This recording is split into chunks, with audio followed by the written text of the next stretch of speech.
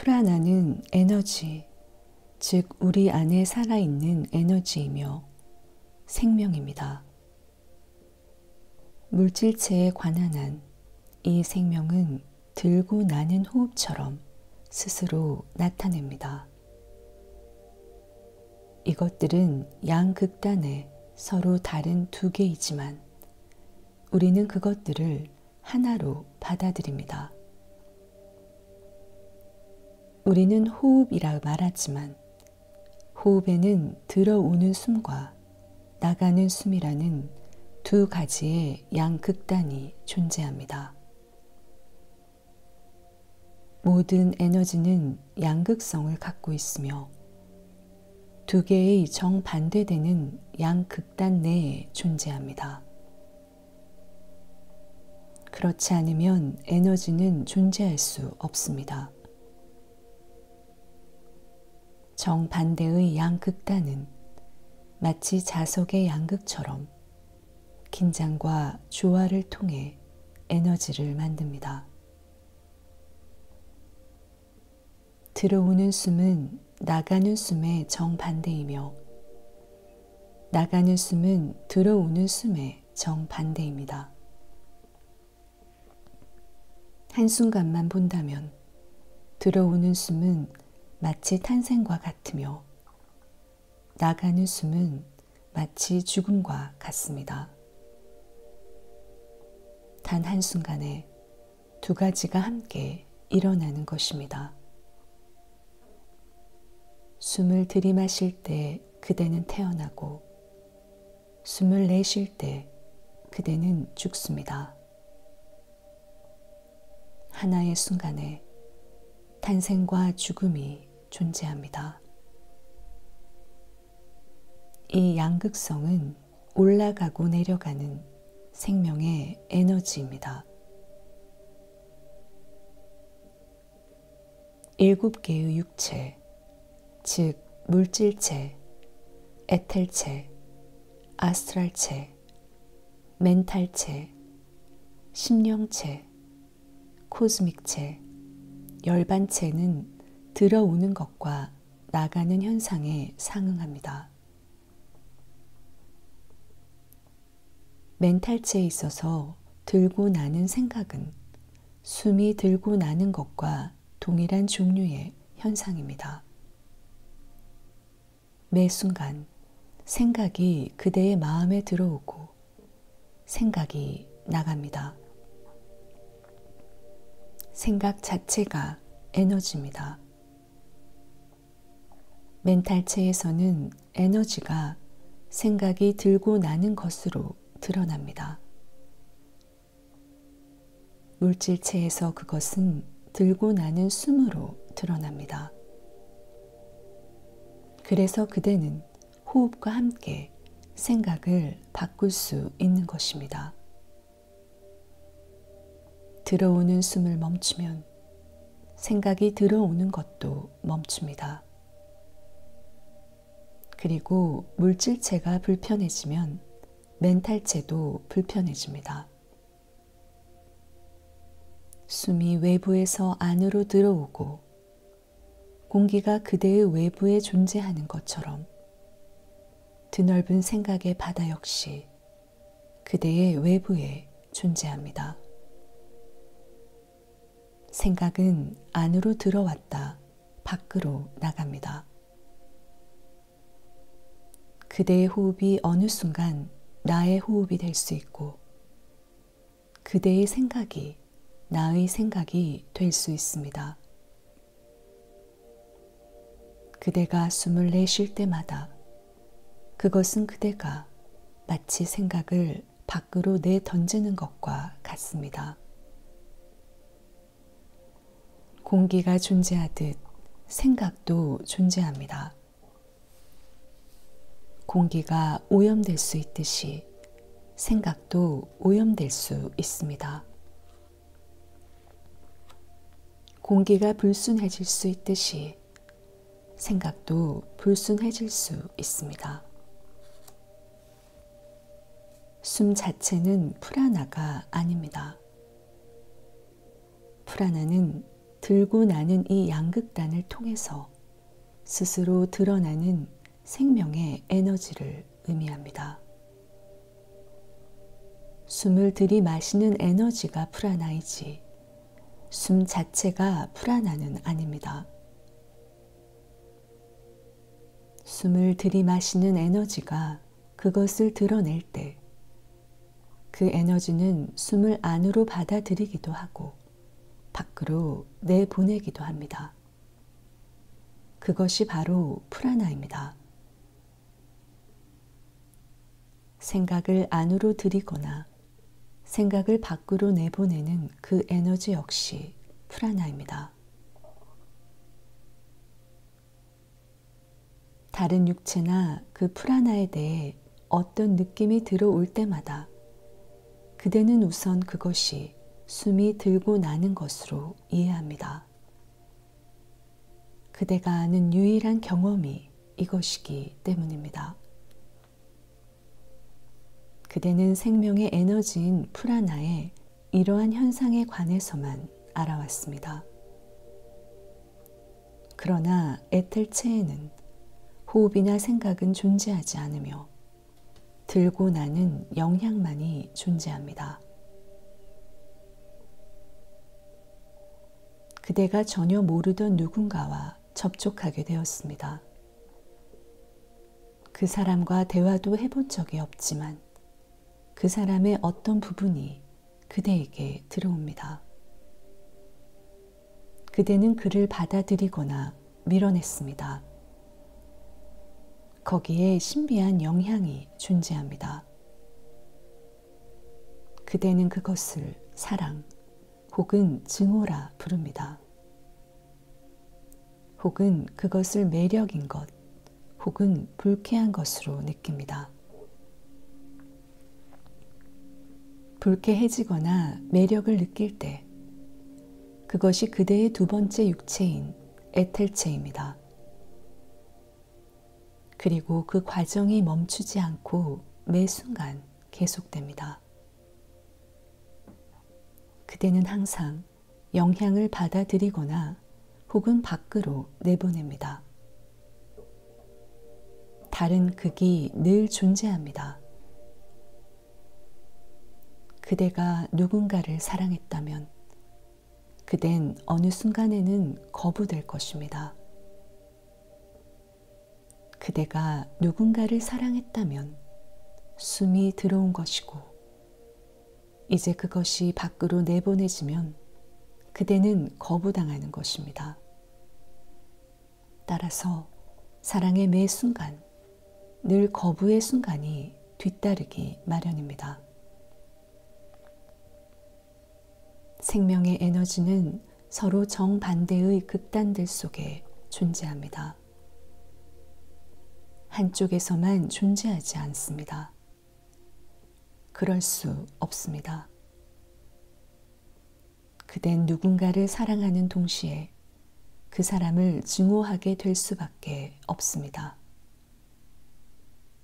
생명의 힘은 단 한쪽으로만 존재할 수 없기 때문에 사랑과 증오가 공존하기 마련입니다.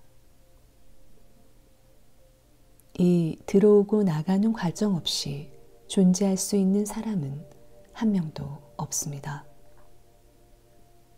들고 나는 호흡 없이는 물질체가 존재할 수 없는 것과 마찬가지입니다.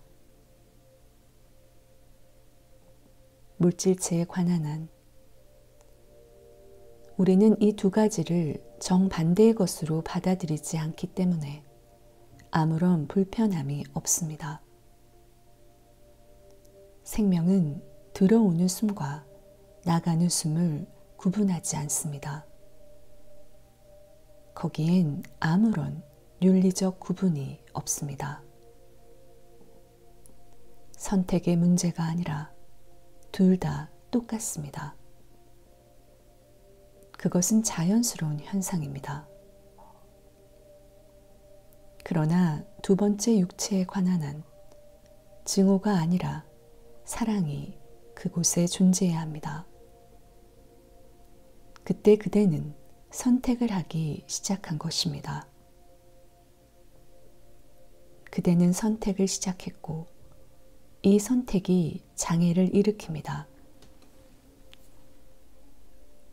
에텔체는 늘 갈등합니다. 그곳에서는 윤리적 선택이 이루어지기 때문입니다. 사랑이 그대에게 다가오면 그대는 건강함을 느끼고 증오가 그대에게 일어나면 그대는 병든 것처럼 느낍니다. 그러나 그것은 당연한 일입니다. 정반대의 양극단을 아는 사람, 그것을 이해한 사람은 증오가 오더라도 실망하지 않습니다. 그런 사람은 늘 편안함과 평정심을 갖고 있습니다. 그는 그런 일이 당연하다는 것을 알기 때문에 사랑하고 있지 않을 때 사랑하려 노력하거나 그 어떤 증오를 만들려고 노력하지 않습니다. 만물이 오고 사라지기 마련입니다. 그는 들어오는 것에 매료되거나 나가는 것에 거부당하지도 않습니다. 그는 그저 주시자일 뿐입니다. 그대가 이 양극성, 죽는 동시에 사는 것, 이 동시적인 탄생과 죽음에 더 익숙해질수록 그대는 두 번째 육체에서 더 깨어있게 될 것입니다. 그것이 증오이거나 사랑이거나 그저 무관심해지십시오. 주시는 언제나 삶과 죽음을 초월합니다. 들숨과 날숨은 두 가지지만 그대가 주시자가 되면 그대는 들숨도 아니고 날숨도 아니게 됩니다. 그때 제3의 힘이 생겨납니다. 이제 그대가 바로 프라나이며 주시자입니다. 양극성이 멈추면 물질체는 존재하지도 그럴 수도 없다는 것을 그대는 이제 알게 됩니다. 긴장이 존재해야 합니다. 나타났다 사라지는 끊임없는 긴장. 탄생과 죽음이라는 끝없는 긴장이 필요합니다. 긴장은 이 양극성으로 인해 존재합니다. 두 번째 육체에서는 사랑과 증오가 기본적인 양극성입니다. 그것은 여러 가지 방식으로 드러납니다. 기본적인 양극성은 좋아함과 싫어함이며 매 순간 그대의 좋아함이 싫어함이 되고 싫어함이 좋아함이 됩니다. 우리는 적을 위해서 우리의 사랑을 억압하고 벗을 위해서 증오를 억누릅니다. 우리는 항상 억압합니다. 우리는 오직 하나의 움직임, 하나의 극단만을 허용합니다. 물질체에서는 공기가 매개체이고 두 번째 육체는 여러 영향 요소들 속에 살아갑니다.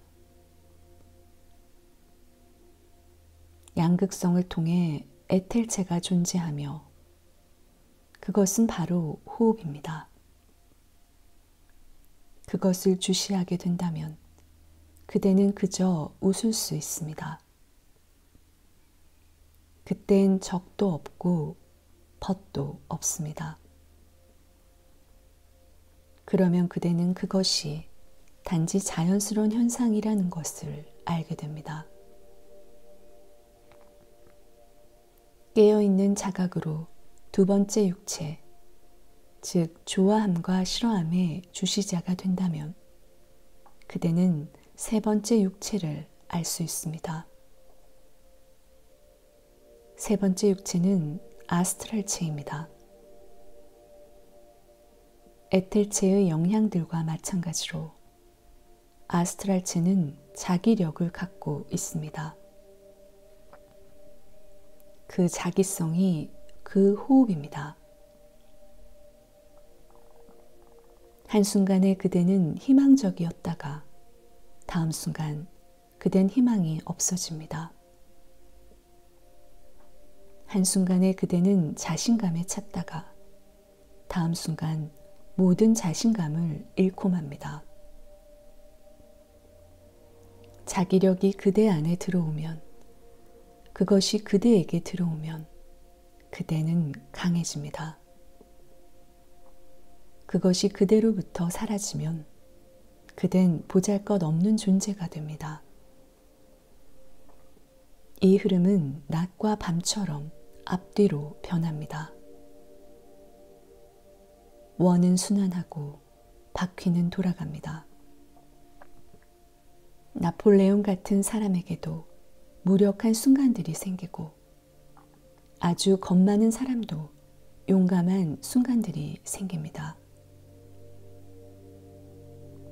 자기력이 밖으로 나갈 때 그것이 유도에서는 바로 상대를 공격할 때입니다. 상대방이 두려워하고 무력한 때를 알아차리는 비법만 터득한다면 그대는 자기보다 더 강한 사람도 이길 수 있습니다. 자기력이 그 사람에게서 빠져나올 때 그는 무력해지기 마련이기 때문입니다. 그 다음에는 생각이 들어오고 생각이 나가는 네 번째 육체인 멘탈체가 존재합니다. 이 들어오는 생각과 나가는 생각 역시 평행선을 이룹니다. 호흡이 들어오는 동안 생각이 들어올 때 바로 그 순간이 근본적인 생각이 태어나는 때입니다. 숨을 내쉴 때 그때는 무력한 순간들입니다. 그런 순간엔 아무런 근원적 생각이 태어나지 못합니다. 어떤 근원적인 생각이 존재하는 순간엔 호흡이 멈추기도 합니다. 네 번째 육체에 이르기까지는 이해하기가 어렵지 않습니다. 그것들을 이해하는 데 필요한 기초를 간혹 경험해 보았기 때문입니다. 하지만 네 번째 이후로는 다소 낯설 수 있습니다. 그리고 네 번째 육체를 초월하면 그 이후를 더 잘 이해하게 될 것입니다. 다섯 번째 육체, 그것을 뭐라고 부를까요? 생각, 호흡, 자기장, 사랑과 증오가 낮은 단계의 육체들에 대한 환경인 것처럼 다섯 번째 육체의 환경은 삶입니다. 다섯 번째 육체에서는 삶 자체가 그 환경입니다. 들어오는 것이 삶의 순간이고 나가는 것이 죽음의 순간입니다. 여기에서 그대는 삶이 그대의 내면에 있는 것이 아니라는 점을 자각하게 됩니다. 삶이 그대에게 들어오고 삶이 그대에게서 나갑니다. 삶 자체가 그대의 내면에 있는 것이 아닙니다. 그것은 마치 호흡처럼 단지 들어왔다 나가게 됩니다. 다섯 번째 육체에서 풀어나는 의미가 큽니다. 삶이 들어오고 삶이 나갑니다. 그대는 죽음이 늘 가까이에서 기다리고 있다는 것을 자각합니다. 죽음은 늘 그곳에서 기다리고 있습니다. 그대가 5번째 육체에 도달해서 그것을 자각하게 된다면 그대는 삶과 죽음이 5번째 육체에 대해서 그저 들어오고 나가는 호흡 같은 것이란 점을 알게 됩니다. 그리고 이 점을 알게 되면 그대는 죽을 수 없다는 것을 알게 됩니다. 죽음은 태생적인 현상이 아니고 삶도 마찬가지이기 때문입니다. 삶과 죽음 모두 그대에게 일어나는 외적인 현상에 불과합니다. 그대는 살았던 적도 죽었던 적도 없습니다. 그대는 그 둘을 완전히 초월하는 어떤 존재입니다. 하지만 그대가 5번째 육체에서 삶의 에너지, 죽음의 에너지를 자각하게 될 때에만 이 초월의 느낌이 가능합니다. 동물은 자살을 할 수 없습니다. 동물은 5번째 육체를 자각할 수 없기 때문입니다.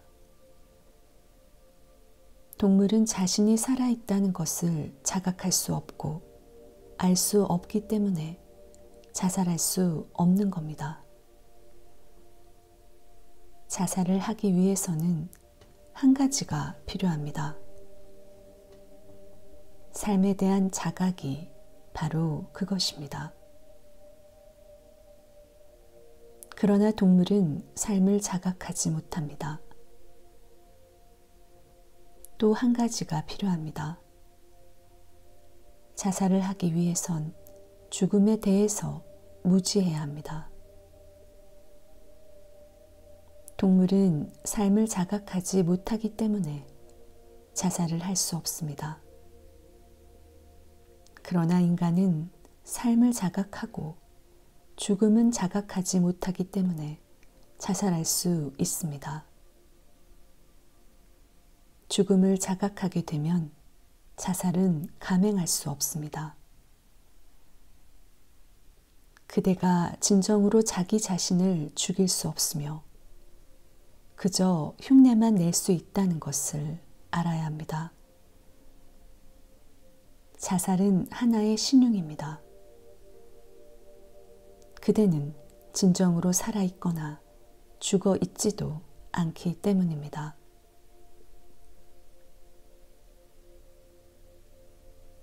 그대가 삶에 강하게 집착해 있고 그것에 너무 들러붙어 있어 죽음을 완전히 부정하려 한다면 그대는 다른 사람을 죽일 수 있습니다. 타인을 죽임으로써 그대는 자신의 죽음에 대한 염원, 즉 죽고자 하는 의지를 충족합니다. 이런 술수를 통해 그대는 죽음에 대한 의지를 충족하고 타인이 죽었기에 자신은 죽을 필요가 없다 여깁니다. 기묘한 방식이지만 타인을 죽임으로써 자신은 죽음을 초월했다고 느끼는 것입니다. 그래서 자신에게 행해질 수 없는 것을 타인에게 행하는 것입니다. 그대가 그토록 많은 사람을 죽이게 되면 결국 그대는 자살을 하게 되는 셈입니다. 그 투사가 그대 자신에게 되돌아오기 때문입니다. 4번째 육체까진 그다지 어렵지 않았지만 죽음을 인식하고 그것을 삶의 또 다른 측면으로 받아들이는 것은 가장 어려운 행위입니다. 삶과 죽음을 평행선으로 인식하는 것, 동일한 하나의 두 가지 측면으로서 인식하는 것은 가장 어려운 행위입니다. 그러나 다섯 번째 육체에서는 이것이 양극성입니다. 이것이 다섯 번째 육체의 프라나적인 존재입니다. 여섯 번째 육체에선 모든 것이 더 어려워집니다. 여섯 번째는 더 이상 삶이 아니기 때문입니다. 다섯 번째 육체 이후에 나는 떨어져 나갑니다. 에고는 사라집니다. 그때 에고는 존재하지 않고 그대는 전체와 하나가 됩니다. 이제 에고는 존재하지 않기 때문에 들고 나는 그대의 어떤 것이란 없습니다. 여섯 번째 육체는 우주적이 되기 때문에 만물이 우주적이 됩니다. 양극성은 스리슈티와 프랄라야, 즉 창조와 파괴의 형태를 지니게 됩니다. 브라흐마는 창조의 신이고 시바는 죽음, 파괴, 해체의 신입니다. 여섯 번째 육체는 창조와 파괴, 브라흐마와 시바의 힘이라는 거대한 영역에 속합니다. 매 순간 창조가 그대에게 일어나고 매 순간 만물이 해체됩니다.